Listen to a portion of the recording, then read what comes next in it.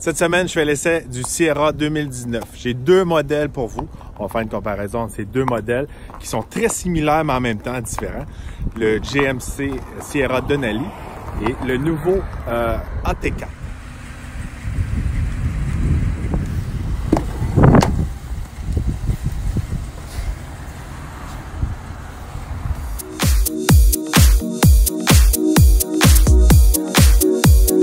À l'intérieur du GMC Sierra Denali 2019. Regardez, ce modèle-là que je conduis aujourd'hui est vraiment équipé au maximum avec toutes les options possibles. 80 000 $ canadiens. Un camion très bien équipé. Regardez, le nom Denali, là, c'est un nom que ça fait longtemps que ça existe. C'est vraiment dans les premiers, les pionniers à vraiment remonter le luxe dans les camions. C'est synonyme vraiment d'équipement, de luxe dans les camions. Après ça, on peut dire que les autres marques ont vraiment suivi un peu la vague des Denali en incluant les modèles Platinum chez Ford, le modèle Limited chez Ram. C'est un peu grâce à Denali que ces modèles-là existent. Puis, sans enlever aussi aux autres marques, regardez, là, comme Ford était les premiers à faire des modèles King Ranch. Ensuite de ça, Ram puis Chevrolet ont suivi avec des modèles Longhorn et High Country. Denali, synonyme vraiment de luxe chez GMC. Vous pouvez le retrouver dans plusieurs modèles chez GMC, chez le Yukon, le Acadia et autres. C'est vraiment un peu, le Denali est vraiment entre GMC puis Cadillac, tout en restant une sous-gamme un peu de chez GMC, mais quand même, Denali là, est vraiment là, juste la petite coche en dessous d'un produit Cadillac. Parlons de camions de luxe, moi j'aimerais ça revoir un peu les camions de luxe comme qu'il y avait dans le temps. Lincoln avait le Blackwood, ça a été vraiment les premiers à sortir le super de luxe de ce côté-là. Denali, c'était vraiment le nom qui est vraiment monté la barre, mais les premiers à avoir l'audace d'avoir fait un camion qui était vraiment de luxe, c'était chez Lincoln avec le Blackwood. Ils ont eu d'autres modèles à la suite de ça. Je dirais pas non voir un pick-up Cadillac. Regardez, après avoir passé là, plus de 15 ans là, dans les pick-up, ces choses-là, à travers toute l'Amérique du Nord dans les salons auto, j'ai vu vraiment qu'il y avait des enthousiastes pour les camions de luxe qui demandaient d'avoir plus. Je vais toujours me souvenir quand j'étais à Regina, en Saskatchewan, on a lancé le Platinum F450. Il était full. Je pense qu'il coûtait 120 000. Puis il y avait des gars qui étaient comme that's it. Il dit moi j'en veux plus. J'aimerais savoir quelque chose qui a plus de luxe encore, coûte encore plus cher. Les gars qui sont mordus de tout ça, ils vivent dans leur truck. Ils veulent vraiment avoir quelque chose qui a vraiment extrêmement luxe, mais avec toutes les capacités d'un pick-up.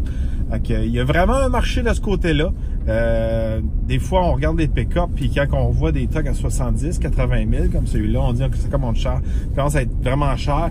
Mais je vous rappelle que dans certains marchés, là, surtout quand on va là, dans le Midwest américain, canadien, Texas, ces choses-là, Alberta, il y a des gars que eux autres, ils veulent rien savoir d'avoir un Mercedes ou une Porsche ou que ces choses-là. Ils veulent vraiment avoir un pick-up de luxe, top of the line. Il y a un marché qui demande pour ce genre de camion-là. Bon, parlons un peu côté moteur. Regardez, le Denali que je conduis aujourd'hui a le 6.2 V8 équipé avec la 10 vitesses. Selon moi, regardez, c'est le meilleur combo moteur-transmission que vous avez sur le marché présentement dans les camions. Si on parle de 1500 à gaz, regardez, selon moi, c'est le meilleur. C'est la raison pourquoi j'ai acheté aussi ce camion équipé avec le 6.2. J'ai essayé pas mal tous les camions dernièrement cet été. Tout ce qui est chez côté Ford, Ram, tout ça. Même si on tombe avec le 5.3 8 vitesses, on peut vraiment pas le comparer avec le 6.2 avec le 10 vitesses. C'est le jour et la nuit. Le 6.2 avec le 10 vitesses est vraiment supérieur. Surtout, ça dépend de qu'est-ce que vous regardez chez un véhicule. Les changements de vitesse sont vraiment smooth. Vraiment, la puissance du moteur est vraiment là. J'aime comment que le moteur réagit. Il n'y a pas de surprise. Tu sais, des fois, les moteurs turbo, il fait chaud, il fait froid, ils réagissent différemment. Des fois, ils poussent pas tout le temps comme qu'on veut. 6.2, regardez, là, il pousse comme qu'on s'attend. Il n'y a pas de surprise. La transmission 10 vitesses est vraiment, regardez, oui, c'est la même transmission que chez Ford, regardez, mais je vais vous dire, il y a une différence entre chez GM et chez Ford. Ils sont pas calibrés de la même façon. C'est peut-être pour le pourquoi qu'il y a un rappel chez Ford.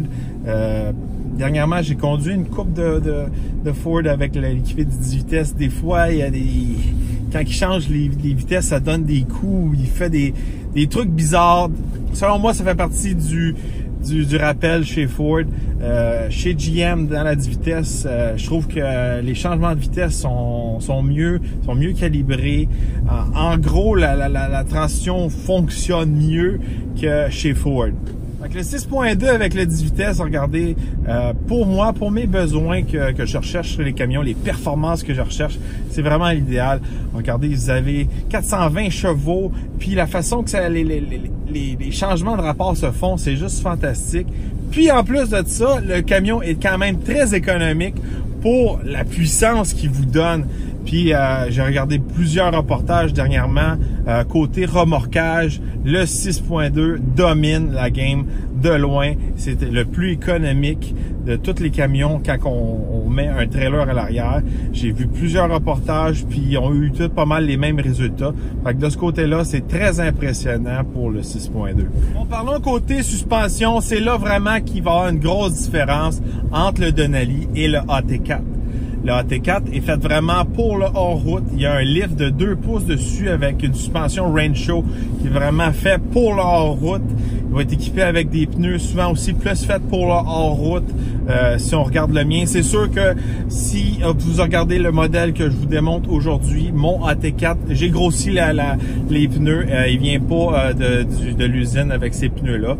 C'est vraiment une modification que j'ai faite à mon camion. C'est des pneus de 35 pouces pour avoir vraiment un camion qui va venir être un peu surélevé, plus agressif.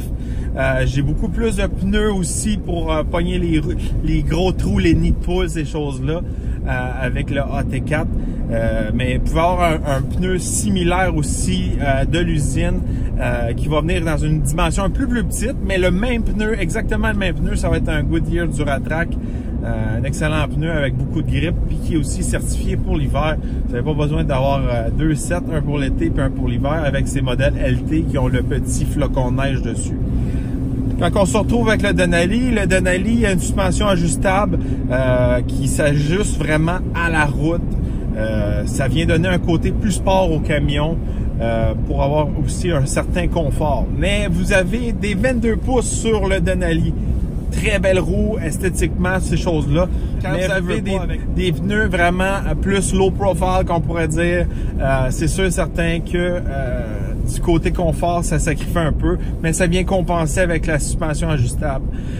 Regardez, je vais vous dire vraiment la grosse différence, c'est que, on va dire le Denali est très sport, puis le AT4 est vraiment hors route. La direction est vraiment plus précise dans le Denali à cause des pneus qui sont avec de profil bas. Ça vous donne vraiment une meilleure tenue de route, meilleur feedback aussi dans le volant. Mais c'est sûr et certain que quand vous pognez un nid de poule, vous êtes dans une bosse ou vous voulez faire du hors-route, c'est pas l'idéal pour ça. C'est vraiment, on pourrait dire, le Denali, c'est le camion de plus de ville, puis le AT4, le camion de campagne. On continue avec le comparatif AT4 Denali. Regardez, les deux camions sont extrêmement similaires.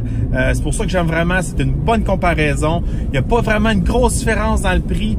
Il y a environ de 5 à 7 000 $, tout dépendant des options. La différence entre un AT4 full et un Denali qui est full. Mon AT4 et ce Denali que j'ai présentement ont les mêmes équipements. Les seules petites différences que vous allez avoir, ça va être vraiment les marchepieds qui sont électriques sur le côté, qui se plient, déplient quand vous rentrez dans le véhicule. Ça, c'est une des grosses différences qu'il va y avoir pour le Denali. On vient à la suspension ajustable. Chez le AT4, ça va être vraiment une suspension qui est plus surélevée, plus faite pour la route. Une autre grosse différence. Côté esthétique, vraiment le chrome est dominant chez le Denali. On a vraiment les marchepieds chromés, les grosses roues de 22 pouces. À l'avant, à l'arrière, il y a du chrome partout. Du côté du AT4, il y a moins de chrome. Regardez, il est pas mal tout noir parce que les deux véhicules que j'essaye aujourd'hui sont tous les deux noirs. Donc ça fait vraiment une bonne comparaison de ce côté-là. La grille du AT4 est plus foncée, elle est pas noire, elle est comme une couleur charcoal.